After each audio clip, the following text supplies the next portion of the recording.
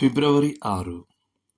మీరు వినువారు మాత్రమై ఉండి మిమ్మును మీరు మోసపుచ్చుకొనకుండా వాక్య ప్రకారం ప్రవర్తించువారునై ఉండుడి. యాకోబు 1:22.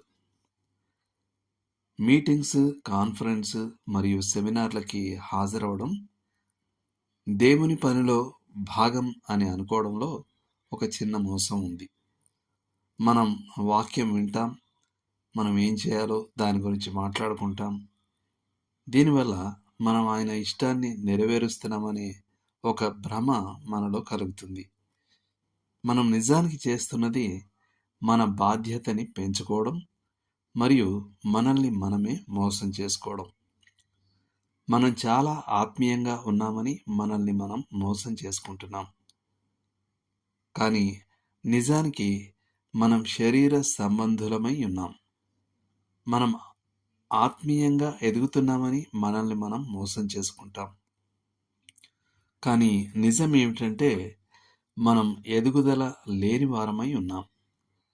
మనం జ్ఞానవంతులుగా ఉన్నామని మనల్ని మనం మోసం చేసుకుంటాం. కానీ మనం చాలా బుద్ధిహీనులంగా ఉన్నాం.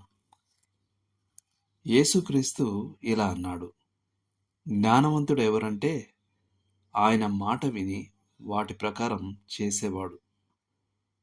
బుద్ధిహీనుడు కూడా ఆయన మాటలు వింటాడు కానీ వాటిని చేయడు. ఒక ప్రసంగం విని ఎంత అద్భుతమైన వర్తమానం అని చెప్పి వెళ్ళిపోవడం సరికాదు.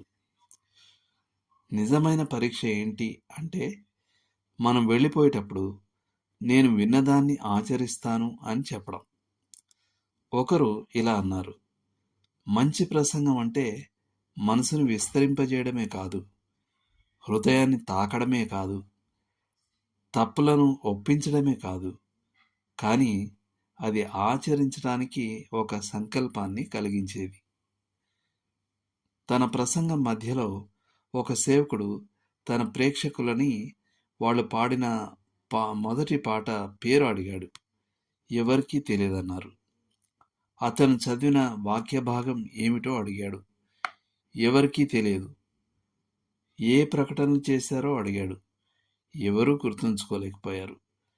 అలా ప్రజలు సంఘంలాగా నటిస్తున్నారు అంతే.